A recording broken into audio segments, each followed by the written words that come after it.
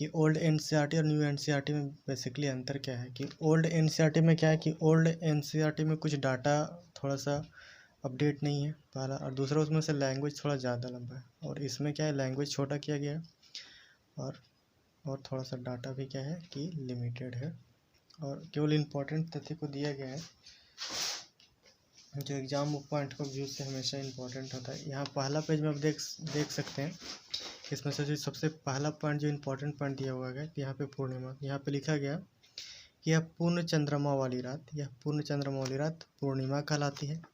15 दिनों के पश्चात, यहाँ पे सबसे पहला पॉइंट जो दिया कि पूर्णिमा का डिफिनेशन दिया गया, पूर्णिमा कहते हैं किसको, तो यहाँ पे लिखा गया कि पूर्ण चंद्रमा वाली रात को पूर्णिमा कहा जाता है, और ये 15 दिनों के पश्चात इस परिस्थिति में बदलाव दिखता है, क्योंकि इस समय चंद्रमा का काला भाग पृथ्वी की तरफ होता है, जिसे यहाँ पे लिखा गया कि यानी कि जो काला भाग हमारे पृथ्वी की तरफ होता है, जो नए चंद्रमा की जो रात्रि होती है उसे हम लोग अमावस्या कहते हैं। यहाँ पे दो चीज़ दिया गया, पहला तो पूर्णिमा का डिफिनेशन, पूर्ण चंद्रमा वाली रात को पूर्णिमा कहा जाता है।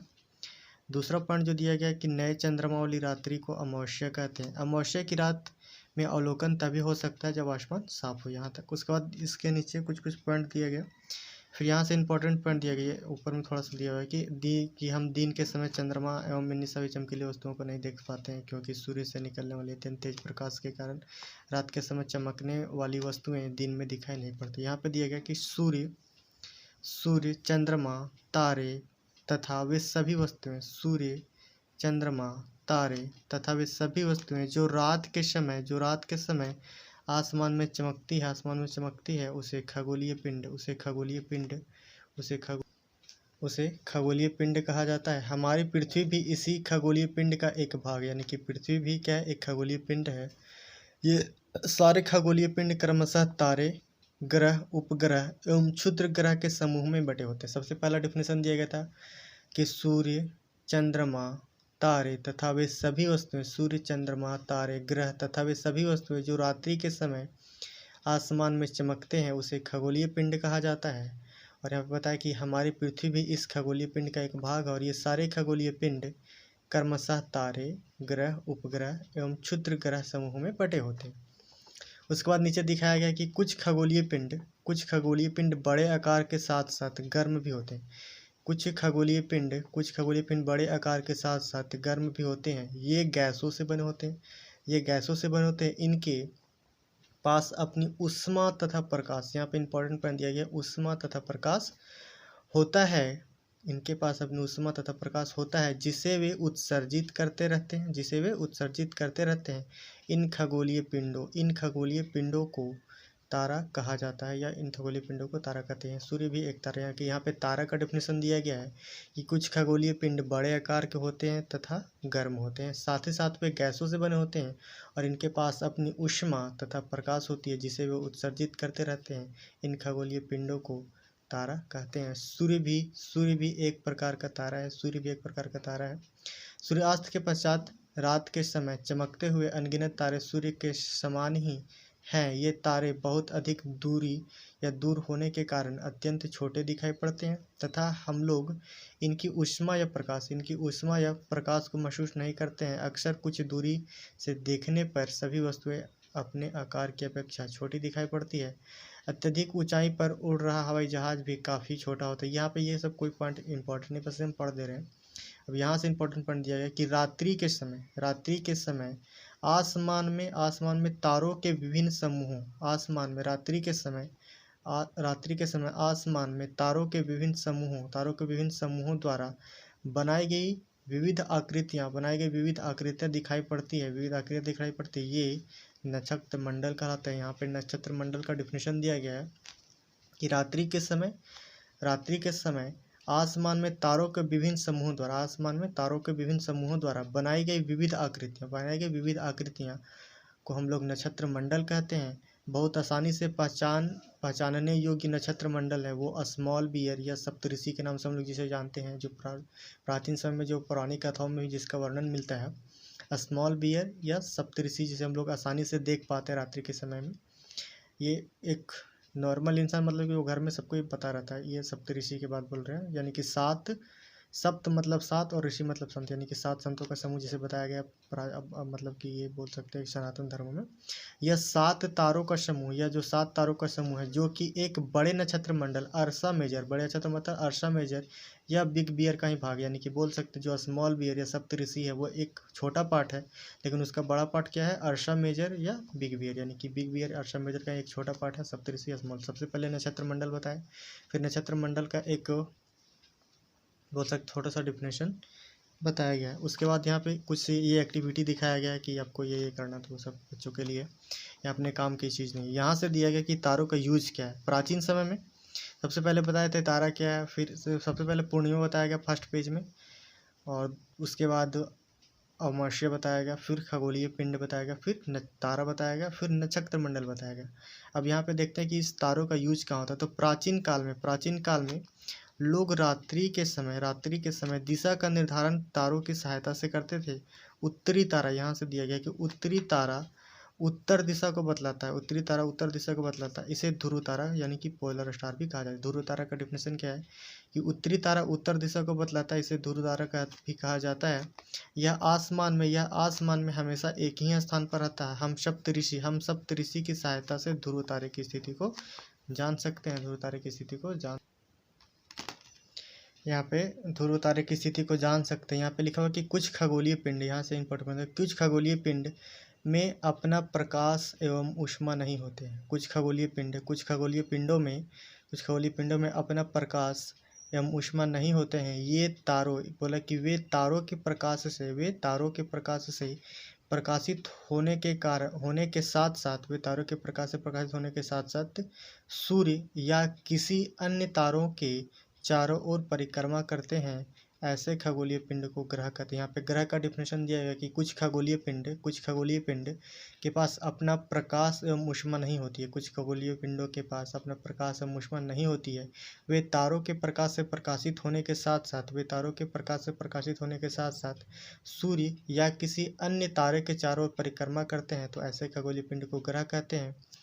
यहाँ पे ग्रह को अंग्रेजी भाषा में प्लैनेट प्लैनेट कहते हैं, जो कि ग्रीक भाषा प्लेनेटाई यानी कि प्लेनेटिया शब्द से बना है, जिसका अर्थ होता है परिभ्रमक या अर्थात चारों ओर घूमने वाले। कि जो ग्रह का जो नाम दिया गया प्लैनेट है उसको क्यों बोलते हैं, तो वही बताया गया ग्रीक शब्द प्लैनेटिया से बना है, जिसका अर्थ होता है परिभ्रमक। क्योंकि ग्रह क्या होता है कि किसी न किसी तारे या सूर्य या किसी सूर्य के जैसे अन्य तारों का चारों ओर चक्कर लगाने वाले पिंड को ही हम लोग क्या बोलते हैं, ग्रह कहते हैं, इसलिए उसका नाम प्लैनेट बोला गया है। अब आगे सौर मंडल की बात बताया कि सौर मंडल क्या है। तो सूर्य 8 ग्रह उपग्रह तथा अन्य खगोलीय पिंड, जिसमें हम लोग उल्का पिंड भी बोल सकते हैं, क्षुद्र ग्रह भी बोल सकते हैं, तो वही लिखा गया। सूर्य 8 ग्रह उपग्रह तथा अन्य खगोलीय पिंड जैसे क्षुद्र ग्रह एवं उल्का पिंड मिलकर सौर परिवार का यानी कि सौर मंडल का निर्माण करते हैं, जिसे हम लोग सौर परिवार कहा जाता है, यानी कि जिसे हम लोग सौर परिवार कहते हैं या सौर परिवार कहा जाता है। इस सौर परिवार का जो मुखिया है वो सूर्य है। सूर्य 8 ग्रह उपग्रह तथा अन्य खगोलीय पिंड जैसे क्षुद्र ग्रह उल्का पिंड मिलकर सौर मंडल का निर्माण करते हैं, जिसे सौर परिवार कहा जाता है। इस सौर परिवार का मुखिया सूर्य होता है। अब नीचे लिखा गया कि सूर्य के बारे में डिफिनेशन थोड़ा सा बताया गया कि सूर्य सौर मंडल का सबसे बड़ा सदस्य, सूर्य जो है वो सौर मंडल का सबसे बड़ा सदस्य है और यह सौर मंडल के केंद्र में स्थित है। सूर्य का जो व्यास है वो पृथ्वी से लगभग 109 गुना ज़्यादा, यानी कि सूर्य जो है वो 109 गुना पृथ्वी से बड़ा है। उसके बाद नीचे दिया कि सूर्य सौर मंडल के लिए प्रकाश एवं ऊष्मा का एकमात्र साधन है। सूर्य जो है वो सौर मंडल के लिए प्रकाश एवं ऊष्मा, दैट मीन्स बोल सकते हैं कि एनर्जी के लिए केवल एक यही सोर्स है पूरे सौर मंडल में, वो कौन है, सूर्य। सौर मंडल के लिए प्रकाश एवं ऊष्मा का एकमात्र साधन है, परंतु पृथ्वी पर हम इसकी अत्यधिक तेज ऊष्मा को महसूस नहीं कर सकते, क्योंकि सूर्य पृथ्वी से सबसे नज़दीक का तारा होने के, यानी कि यहाँ पे एक पॉइंट दिया गया है कि पृथ्वी के सबसे नज़दीक का तारा सूर्य है। सूर्य पृथ्वी के सबसे नज़दीक का तारा होने के बावजूद भी यह हमसे काफ़ी दूर है। सूर्य से पृथ्वी की दूरी लगभग 15 करोड़ किलोमीटर, यानी कि 15 करोड़ के मिलियन में देखने जाएंगे तो कितना 150 मिलियन किलोमीटर हो जाएगा। 150 मिलियन किलोमीटर 15 करोड़ किलोमीटर की दूरी पर स्थित है। यहाँ पे आप देख सकते हैं कि यहाँ पे ये बताया गया है, ये सप्तऋषि की सहायता से ध्रुव तारे की स्थिति को बतलाया गया। इसी को जूम आउट करके यहाँ पे लिखा गया है कि ये सप्तऋषि के 2 तारों को अगर सीध में हम ऊपर जाएंगे तो एक बड़ा सा चमकता हुआ तारा दिखेगा, उसे हम लोग ध्रुव तारा कहते हैं।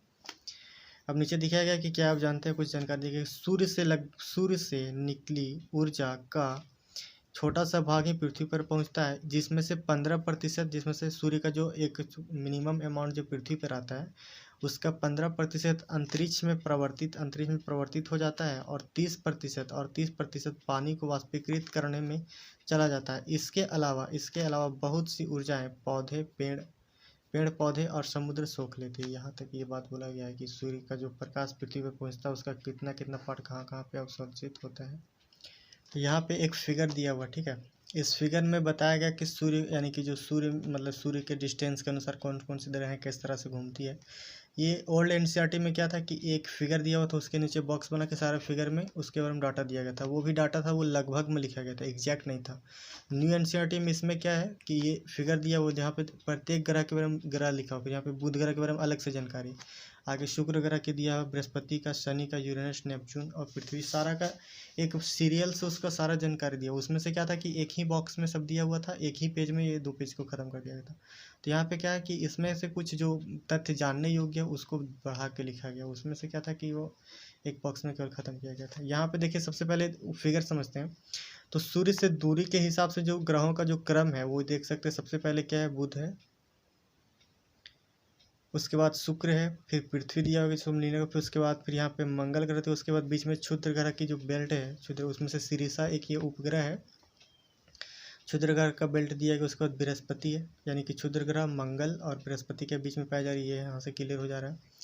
बृहस्पति है, फिर शनि है, यूरेनस है, नेपच्यून है, यहाँ तक। फिर अगर आकार में देखें जो सबसे बड़ा आकार में कौन सा है, तो आकार में यहाँ से सीरियल से आप देख रहे थे, यहाँ तक 4 तक के शेष हैं। सबसे बड़ा बृहस्पति है आकार में 1 नंबर पे, दूसरा नंबर में शनि है आकार में, तीसरा नंबर में यूरेनस है, चौथा में नेपच्यून है, चौथा नंबर में नेपच्यून है आकार में। उसके बाद 5वां नंबर में हमारा पृथ्वी आ जाता है, 5वां नंबर में पृथ्वी हमारा सबसे बड़ा है। उसके बाद 6ठा नंबर में पृथ्वी से जस्ट इधर आएंगे लेफ्ट साइड, तो ये हमारा हो जाएगा शुक्र ग्रह, पृथ्वी 5 नंबर में आकार में, और फिर उसके बाद शुक्र है, शुक्र के बाद फिर ये मंगल ग्रह 7 नंबर में मंगल ग्रह है। उसके बाद हमारा बुध ग्रह है जो सबसे छोटा ग्रह है और सबसे सूर्य के सबसे नज़दीक का ग्रह है। यहाँ देखते हैं आगे नीचे क्या है कि यहाँ आंतरिक ग्रह बाह्य ग्रह के बारे में बताया। क्या आप जानते हैं, आंतरिक ग्रह यानी कि बुध, शुक्र, पृथ्वी और मंगल आंतरिक ग्रह कहलाते हैं। बुध, शुक्र, पृथ्वी और मंगल आंतरिक ग्रह कहलाते हैं। ये चारों ग्रह सूर्य के नज़दीक हैं एवं चट्टानों से बने हैं। यहाँ पे एक इम्पॉर्टेंट पॉइंट दिया गया है, ये जो बुध है, शुक्र, पृथ्वी और मंगल है, ये इनको आंतरिक यानी कि क्षुद्र ग्रह की पट्टी के अंदर जो 4 ग्रह पाए जाते हैं, इसे आंतरिक ग्रह एनसीईआरटी के अनुसार बताया गया है। और ये हमेशा कहीं ना कहीं चट्टान यानी कि सॉलिड से बने हुए हैं, लिक्विड नहीं, सॉलिड से बने हुए हैं, यानी कि चट्टानों से बने हुए हैं। उसके बाद बाह्य ग्रह के बारे में बताया गया कि बृहस्पति, शनि, यूरेनस एवं नेपच्यून, बृहस्पति, शनि, यूरेनस एवं नेपच्यून बाह्य ग्रह कहलाते हैं। ये गैसों से बने हैं, ये गैसों से बने होते हैं। यहाँ पे ये जरूरी नहीं कि पूरी तरह से गैस के, कुछ लिक्विड है, कुछ सॉलिड भी थोड़ा बहुत पाया जाता है, पत्थर वगैरह चट्टान भी है कुछ, लेकिन अधिकांशतः ये गैसों से बने हुए हैं। ये जो 4 ग्रह हैं वो गैसों से बने हुए हैं, ये बात बताया गया। और यहाँ पे बृहस्पति यानी कि क्षुद्र ग्रह की पट्टी के जो बाहर वाले हैं उन्हें बाह्य ग्रह बोला गया है, और ये हमेशा गैसों से, ये बात याद रखना है। और यहाँ पे आप आगे चलते हैं, यहाँ पे देखो कि सूर्य ऊर्जा का शक्तिशाली भंडार, यानी कि जो सूर्य है उसमें से ऊर्जा का शक्तिशाली भंडार है। इसमें से मुख्य रूप से हाइड्रोजन इंपॉर्टेंट दिया गया, हाइड्रोजन और हीलियम गैसों का एक विशाल भंडार। यानी कि बोलेंगे कि सूर्य में कौन कौन से गैसें पाई जाती है, सूर्य में कौन कौन सी गैसें पाई जाती है, तो यहाँ पर हम बोल सकते हैं 2 गैसें। सबसे पहला तो हाइड्रोजन, दूसरा हीलियम, यानी कि हाइड्रोजन गैस और हीलियम गैस, क्योंकि यहाँ पे हमेशा संलयन होते रहता है। हाइड्रोजन जो वो कन्वर्ट होते जाता है किस में, हीलियम में हमेशा कन्वर्ट होते रहता है, तो जिसके कारण से विस्फोट होती है और अधिक मात्रा में लाइट और जो हमारा टेम्परेचर और एनर्जी मतलब बोल सकते हैं उसमें निकलता है। अब ग्रह के बारे में बताया गया है। तो हमारे सौर मंडल में 8 ग्रह हैं। कितने ग्रह हैं? यानी कि पहले 9 ग्रह थे, लेकिन अब 2006 में जो एक कॉन्फ्रेंस हुआ था ग्रहों के ऊपर, तो उसमें से हटा दिया गया था प्लेटो को, उसे बौने ग्रह के रूप में रखा गया था। यहाँ पे दिया गया है 8 ग्रह, यानी कि एनसीईआरटी के अनुसार, ये न्यू एनसीईआरटी, हमारे सौर मंडल में 8 ग्रह हैं। ये सूर्य से दूरी के अनुसार, जो आपको पहले बता चुके हैं, बुध है, शुक्र है, पृथ्वी है, मंगल है, ये चारों आंतरिक ग्रह हैं जो सीरियल से। बृहस्पति, शनि, यूरेनस एवं नेपच्यून। बुध, शुक्र, पृथ्वी, मंगल, बृहस्पति, शनि, यूरेनस एवं नेपच्यून, ये हमारे 4 ग्रह हैं। और इसको क्रम से याद रखना हो तो कैसे याद रख सकते हैं? इसमें से दिन याद रखिए, जैसे बुधवार से शुरू होता है, बुध, फिर मंगल, तो ऐसे याद रखें कि बुधवार को बुध ग्रह, मंगल एक दिन छोड़ देना है, बुध को छोड़ तो क्या आएगा? मंगल आएगा, मंगल को छोड़ देना, फिर मंगल के बाद बुध, बुध के बाद बृहस्पति आता, मंगल नहीं आता भाई, बुध के बाद बृहस्पति आता, तो बुध के बाद बृहस्पति को छोड़ देना, बुध, बृहस्पति, उसके बाद आता शुक्र ग्रह, यानी कि अल्टरनेट देखना, तो बुध के बाद डिस्टेंस में शुक्र ग्रह, बुध, बृहस्पति, शुक्र, फिर शनि है, फिर रविवार है, तो शनि को छोड़ देना, फिर रविवार में आना। रविवार में हम लोग छुट्टी कहाँ पे मनाएंगे? पृथ्वी पे, यानी कि रविवार को हमारा क्या है? पृथ्वी है।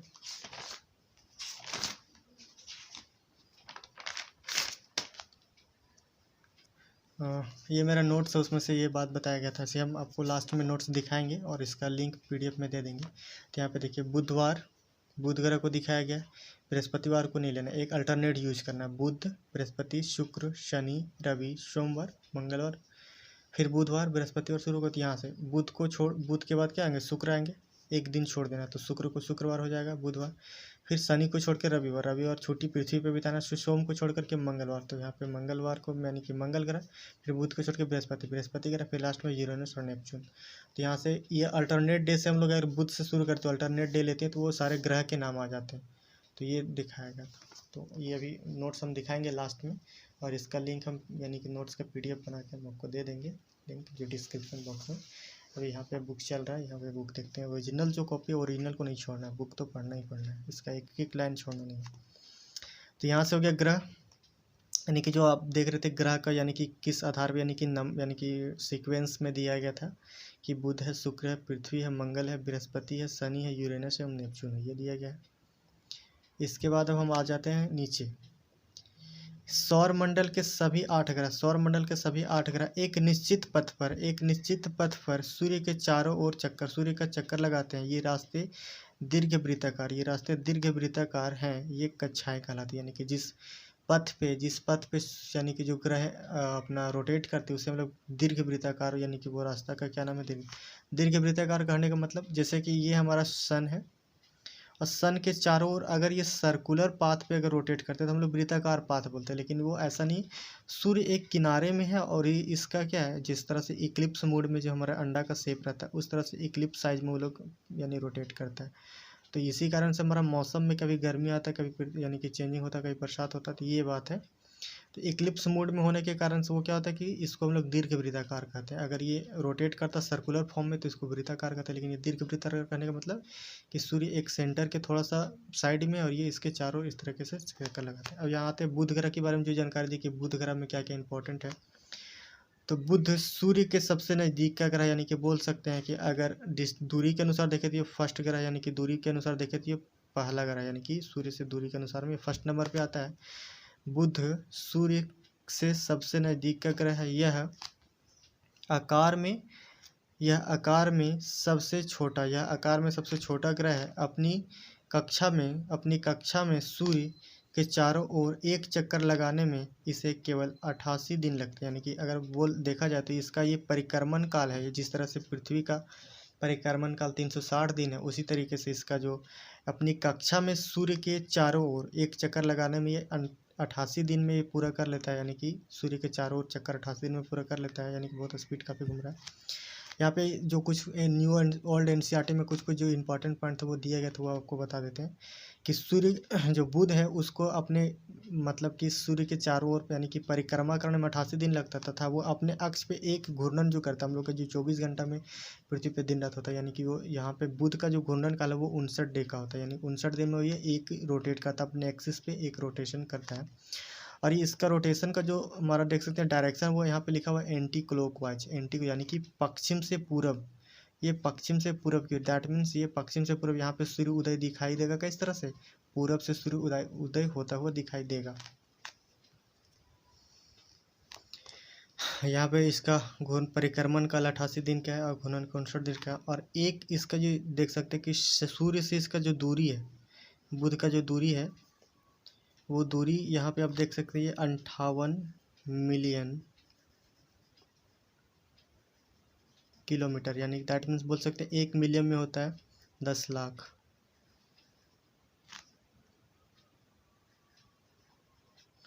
इतना होता था यहाँ पे 58 मिलियन। ये हमारा किलोमीटर डिस्टेंस है सूर्य से, बुध की दूरी है वो 58 मिलियन किलोमीटर है, जो एनसीईआरटी में दिया हुआ था, इसमें नहीं है। अब यहाँ पे शुक्र ग्रह को देखते हैं। यहाँ पे देखिए क्लॉकवाइज लिखा हुआ पेन से, क्लॉकवाइज, और एक यहाँ पे क्लॉकवाइज लिखा हुआ है। मतलब कि यहाँ पे सूर्य उदय है ना पश्चिम दिशा से होती है, पूरब से नहीं। शुक्र ग्रह पे अगर जाइएगा तो वहाँ से आपको पश्चिम दिशा से सूर्य उदय हुआ दिखाई देगा, क्योंकि ये रोटेट करता है किधर से, एंड क्लॉकवाइज, यानी कि ये पूरब से, इसका रोटेशन जो है वो पूरब से होता है, पूर्व से पश्चिम की ओर। पूर्व से पश्चिम होगा तो सूर्य है सो, यानी कि पूरब से पश्चिम में जाएगा तो सूर्य पश्चिम से उदय होता हुआ दिखाएगा। जिस तरह से पृथ्वी क्या कि पश्चिम से पूर्व में जाती है, तो पश्चिम से पूर्व में जाती है तो सूर्य है सो पूर्व से उदय होता हुआ दिखाई देता है। और ये क्या है कि वो पूरब से पश्चिम में आती है तो सूर्य इधर से दिखाई देगा।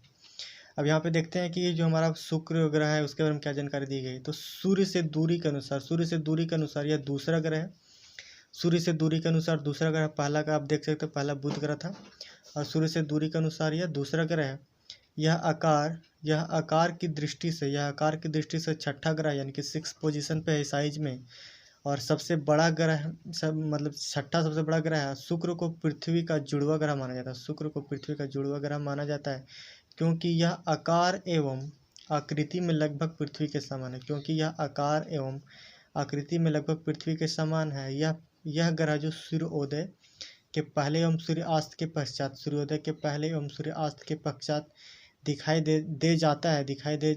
देखा जा सकता है। इसीलिए इसे मॉर्निंग का तारा, यानी कि मॉर्निंग स्टार, और शाम का तारा, यानी कि इवनिंग स्टार भी कहा जाता है। सबसे पहले बात क्या है कि शुक्र ग्रह सूर्य से दूरी के अनुसार दूसरा नंबर पे है, और यह आकार में छठे स्थान पे है।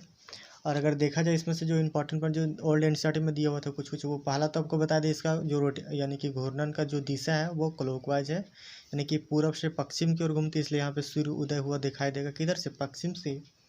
और अगर देखा जाती है आकार में छठा स्थान पे है और डिस्टेंस में दूसरा स्थान पे है।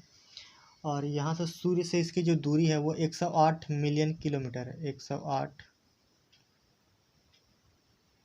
मिलियन किलोमीटर, यानी कि देखा जाए तो अगर डिस्टेंस कितना सूर्य से, तो 108 मिलियन किलोमीटर डिस्टेंस है इसका सूर्य से। शुक्र की जो दूरी है वो 108 मिलियन किलोमीटर है।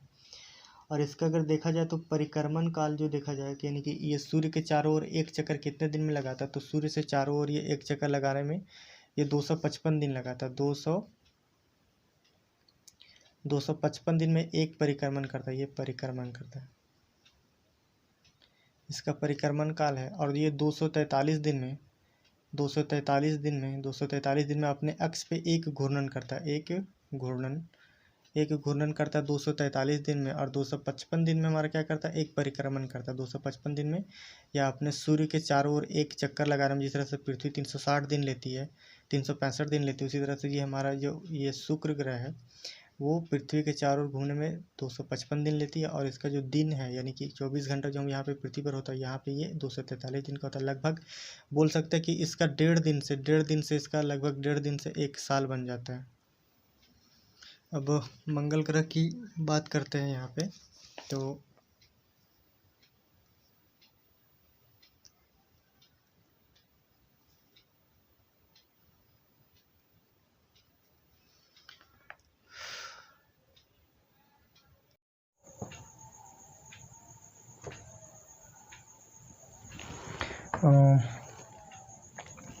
अब मंगल ग्रह की बात करते हैं। यहाँ पे मंगल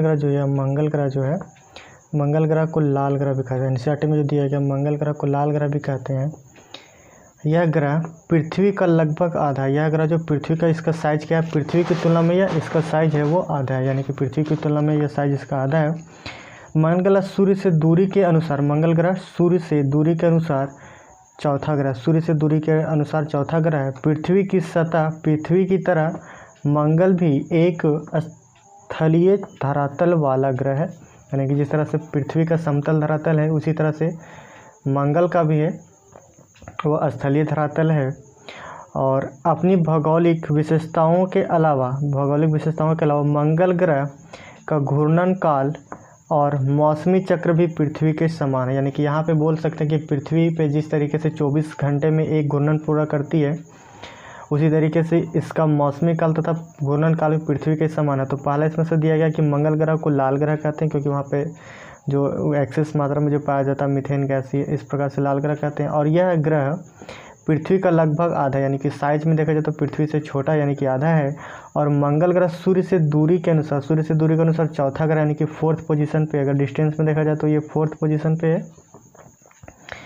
और एक स्थलीय धरातल वाला ग्रह है। और अपनी भौगोलिक विशेषताओं के अलावा मंगल ग्रह का घूर्णन काल भी, और यहाँ पे आप देख सकते हैं जिस तरह से पृथ्वी का, और यहाँ पे जो ओल्ड एनसीईआरटी है उसमें कुछ मंगल ग्रह के बारे में जो कुछ जानकारी दी गई थी कि जिस तरीके से यहाँ पे पृथ्वी पर जो वो एक जो घूर्णन होता है, सबसे पहला तो देखते हैं कि यहाँ पे डिस्टेंस के अनुसार देखा जाए तो डिस्टेंस में पृथ्वी से, यानी कि सूर्य से कितना स्थान पे जो है धरातल, ये चौथा स्थान पे, सूर्य कितना 4th पोजीशन पे है।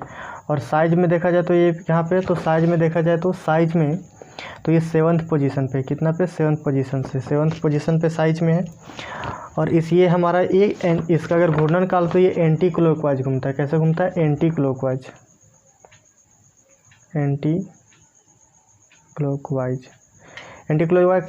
क्लॉकवाइज कहने का मतलब ये पश्चिम से पूर्व की ओर रोटेट करता है। और मंगल ग्रह के बारे में अगर कुछ और जानकारी देखें तो यहाँ पे क्या है कि ये सूर्य से लगभग 228 मिलियन किलोमीटर की दूरी पे, ये मिलियन किलोमीटर की दूरी पे सूर्य से जो बोल सकते हैं मंगल ग्रह की जो दूरी है वो 228 मिलियन किलोमीटर की दूरी पे है।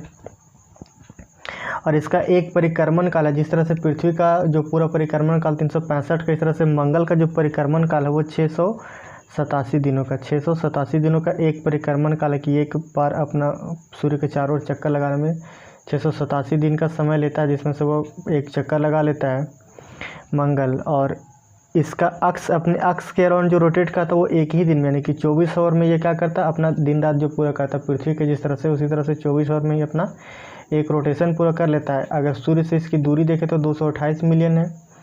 और एक चक्कर अगर, यानी कि सूर्य के चारों ओर एक चक्कर लगाने में 687 दिन का टाइम लेता है, जो हम लोग पृथ्वी पे जो 365 दिन का समय ये है। और इसका एक रोटेशन है वो पृथ्वी के समान ही है 24 घंटे का, और यहाँ पे पृथ्वी के समान धरातल भी है, और इसका मौसमी चक्र भी इसी तरीके से। और इसमें एक इम्पॉर्टेंट जानकारी यहाँ पे दी गई है, जब हमारे सौर मंडल का सबसे जो अधिक ऊंचा पर्वत है, जिसका नाम है ओलंपस मोन्स, जो कि मंगल ग्रह पर अवस्थित है। ओलंपस मोन्स जो कि मंगल ग्रह पर अवस्थित है, यानी कि बोल सकते हैं कि हमारे सौर मंडल का जो सबसे ऊंचा पर्वत है, यानी कि बोल सकते हैं लगभग 5000 से एबव कुछ इसकी हाइट है। 5000 नहीं, उससे ज़्यादा होगी, क्योंकि हिमालय का जो माउंट एवरेस्ट उसकी ही लंबाई 8000 है कुछ, तो उससे ज़्यादा हो गई है।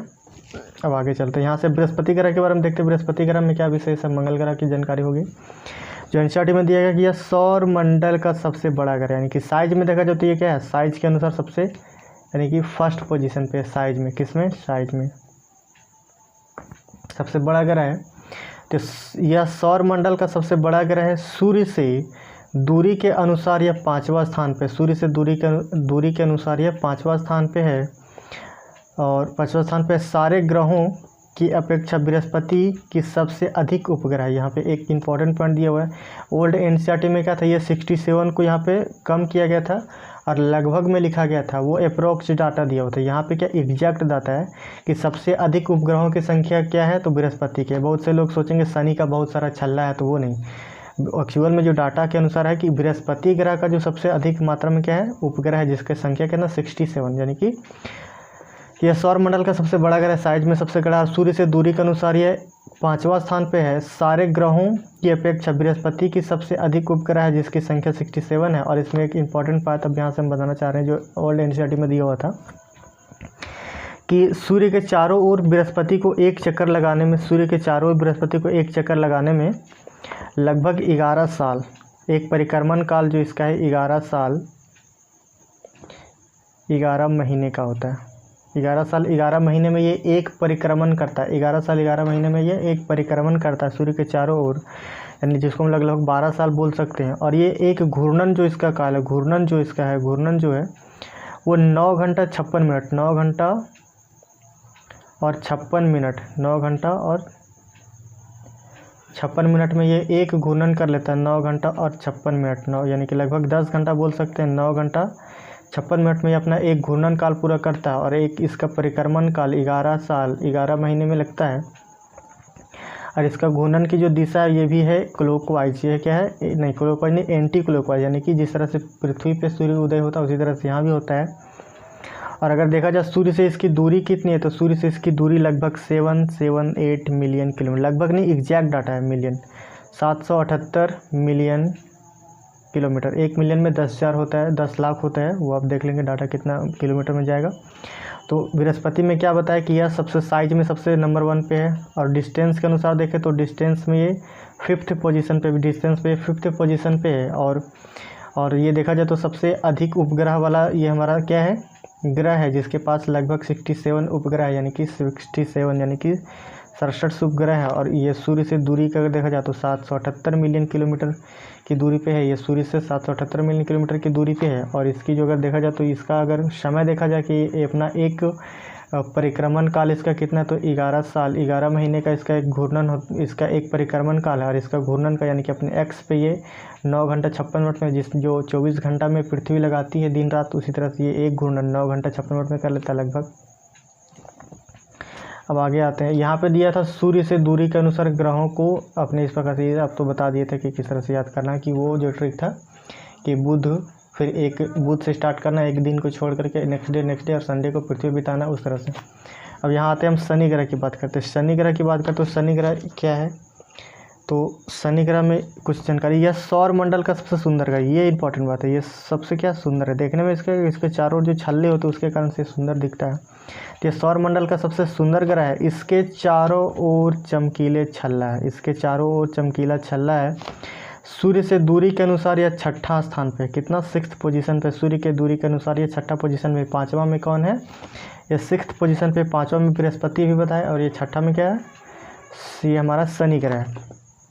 यह सौर मंडल में बृहस्पति के बाद सबसे बड़ा ग्रह, यानी कि लार्ज, इसका साइज में देखा जाए तो ये 2nd नंबर पे, यानी साइज में देखा जाए तो ये कितना 2nd पोजीशन पे है, यानी कि 2nd पोजीशन में इसका साइज देखा जाए तो 2nd पोजीशन में है।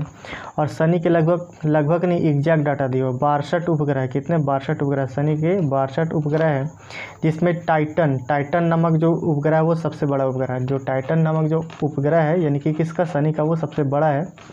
अब यहाँ से कुछ इंपॉर्टेंट पॉइंट जो ओल्ड एनसीईआरटी में दिया गया था, इसमें से कुछ डाटा को कम किया गया क्योंकि वो इतने ज़रूरी नहीं था, इसलिए। तो अगर देखा जाए तो ये इसकी जो रचना है वो लगभग 75% जो रचना हाइड्रोजन से हुई और 25% हीलियम से हुई, यानी कि जो अगर देखा जाए तो ये शनि का जो संरचना वो 75% हाइड्रोजन से हुई है। और इसका 25% जो कंस्ट्रक्शन है वो हीलियम से हुआ है। अब यहाँ से इसके बारे में, अब ये डिस्टेंस यहाँ पे अब देख रहे हैं, इसके उपग्रहों की संख्या कितनी है, 62 है। और ये साइज में 2nd नंबर पे है। और ये डिस्टेंस के अनुसार देखा जाए सूर्य से दूरी में तो 6ठा स्थान पे है। और सूर्य से इसकी दूरी कितनी है, अगर देखा जाए शनि ग्रह की सूर्य से दूरी कितनी है, तो वो काफ़ी डिस्टेंस लंबा है इसका।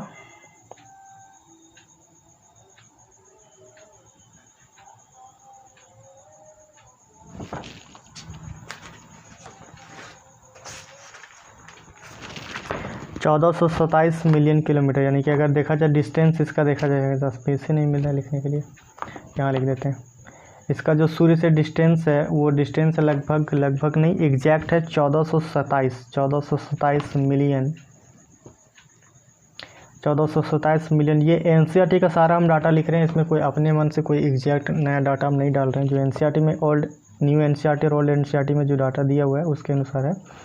ये 1427 मिलियन किलोमीटर ये इसका डिस्टेंस है सूर्य से शनि ग्रह के बीच में। और अगर बात करते हैं कि इसका परिक्रमण काल और घूर्णन काल क्या है, तो यहाँ पे बात करते हैं।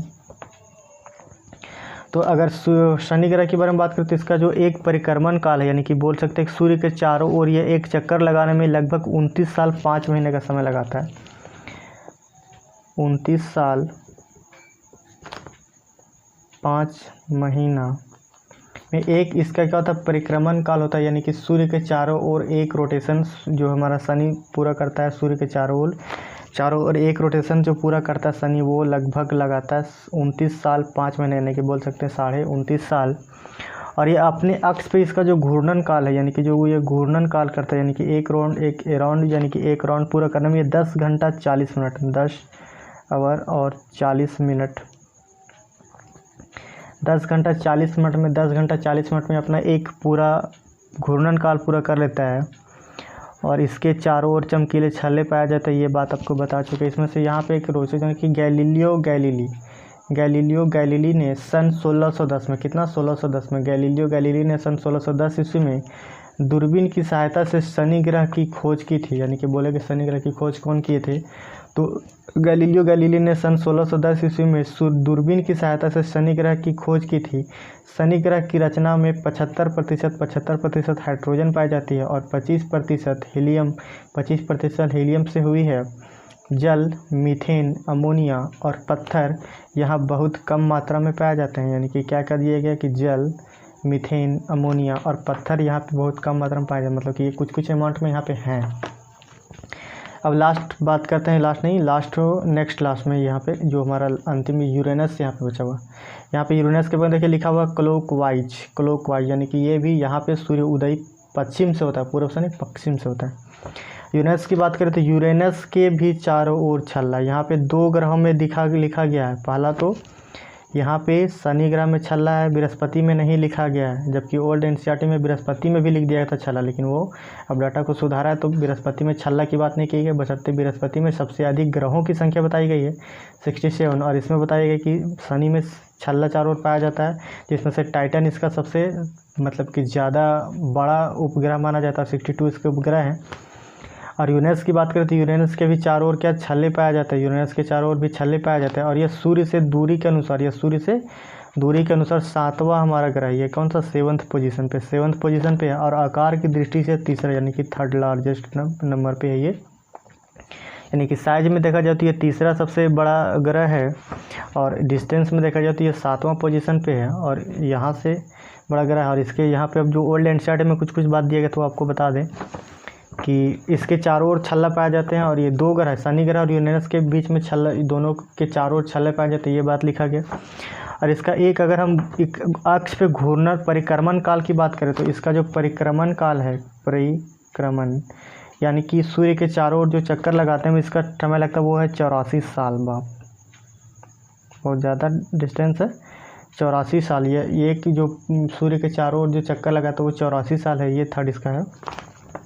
और इसका अगर घूर्णन काल की बात करें तो ये अपने अक्ष पे कितना समय में घूरता था, इसका जो घूर्णन काल है वो 17 घंटा 14 मिनट में यह एक चक्कर लगा लेता है अपने एक्सिस के अराउंड 17 घंटा 14 मिनट में अपने एक्सिस के अराउंड ये एक चक्कर लगा लेता है। और इसकी जो ग्रहों की संख्या वो लगभग जो ओल्ड एनसीईआरटी में देखा था 27 के अराउंड है, एग्जैक्ट हमको पता नहीं, लगभग 27 से प्लस ही होगा। तो यहाँ पे यूरेनस में क्या क्या खास बात है कि यूरेनस के चारों ओर छल्ला पाया जाता है। यह सूर्य के अनुसार, यह सूर्य से दूरी के अनुसार 7वां सबसे बड़ा ग्रह है। यह सूर्य से दूरी के अनुसार 7वां सबसे बड़ा ग्रह है, यानी कि सूर्य से दूरी के अनुसार ये 7वां सबसे बड़ा ग्रह है। और आकार की दृष्टि से जो इसका साइज़ है वो 3rd नंबर पे है।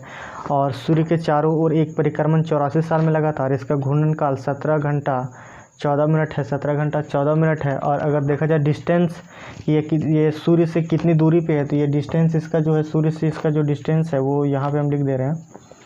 यहाँ पे ये इसका दूरी है वो 2869 इतना मिलियन किलोमीटर के डिस्टेंस पे ये है सूर्य से। दूरी के अनुसार देखा जाए तो ये 2869 मिलियन किलोमीटर की दूरी पे है। 2869 यानी कि 2869 मिलियन किलोमीटर की दूरी पे है सूर्य से ये। अब लास्ट ग्रह जो हमारा बचा हुआ नेपच्यून है। अब नेपच्यून के बारे में कुछ देख लेते हैं जानकारी क्या क्या दी हुआ थी। यह आकार और बनावट में यूरेनस के समान ही है। देखिए यहाँ पे लिखा कि यह आकार और बनावट में यूरेनस के समान ही है और आकार की दृष्टि से यह चौथा बड़ा आकार, यानी कि ये साइज में 4th स्थान पे, साइज में ये 4th पोजीशन पे, यानी कि जो सबसे साइज में जो सबसे लार्जेस्ट वो बृहस्पति था, 2nd में शनि है, 3rd में यूरेनस है और 4th में नेपच्यून है। तो यहाँ पे यही नेपच्यून के बारे में बताया गया है कि यह नेपच्यून जो है वो साइज में 4th नंबर पे है। और डिस्टेंस में देखा जाए तो ये लास्ट पोजीशन यानी कि 8वां स्थान पे, यानी कि अगर देखा जाए तो ये 8th पोजीशन स्थान पे है और साइज में 4th नंबर पे है। और बाकी बात करें तो यहाँ पे लिखा गया कि यह आकार और बनावट में यूरेनस के समान ही और आकार की दृष्टि से चौथा बड़ा ग्रह है। इतना ही इसमें दिया गया। और इसमें से जो ओल्ड एनसीईआरटी में कुछ जो दिया गया था, इसका रोटेशन है ये भी इसका क्या है, anti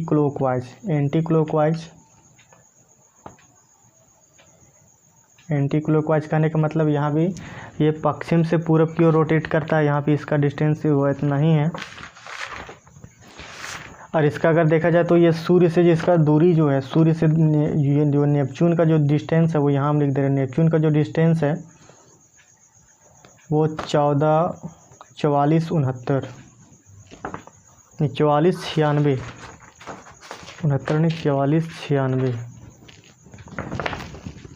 4496 million kilometre, 4496 million kilometre की दूरी पे, 4496 मिलियन किलोमीटर की दूरी पे है ये।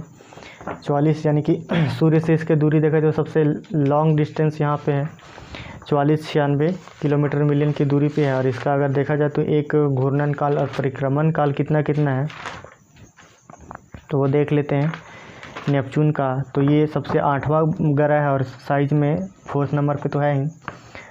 और ये एक जो अपने अक्ष पे जो घूर्णन करता है यानी कि 16 घंटे 7 मिनट में, यानी कि इसका जो घूर्णन काल है जिस प्रकार से पृथ्वी का 24 आवर में होता है, इस तरह से इसका जो घूर्णन काल है वो 16 घंटा और 7 मिनट है। 7 मिनट में यह अपना अक्ष पे अपने एक्सिस के अराउंड एक चक्कर लगा लेता है 16 घंटा 7 मिनट में। और अगर बात करें कि इसका जो एक परिक्रमण काल है यानी एक चक्कर लगाने में कितना समय लेता है, तो इसका जो परिक्रमण काल है वो सबसे ज़्यादा है 164 ईयर, 164 साल। यानी कि देखा जाए तो परिक्रमण काल सबसे ज़्यादा किसका है, 164 साल है। और यहाँ पे ये बात दिया गया है। और इसकी चंद्रमा की संख्या शायद 16 है। चंद्रमा की जो संख्या ओल्ड एनसीईआरटी में दिया है, चंद्रमा की संख्या 13 दिया गया है। यूरेनस का 27 प्लस दिया गया था, तो वो हम इसलिए एग्जैक्ट लिखे नहीं, एग्जैक्ट नहीं दिया हुआ था। और यहाँ पे नेपच्यून का वो 13 दिया हुआ है चंद्रमा की संख्या। एक परिक्रमण काल 164 साल में लगाता है। डिस्टेंस 4496 मिलियन किलोमीटर है सूर्य से। घूर्णन काल 16 आवर 7 मिनट लगाता है। और नीचे यहाँ पे दिया गया कि अभी तक प्लूटो को भी एक ग्रह माना जाता था, परंतु अंतर्राष्ट्रीय खगोल संगठन ने अपनी बैठक अगस्त 2006 में क्या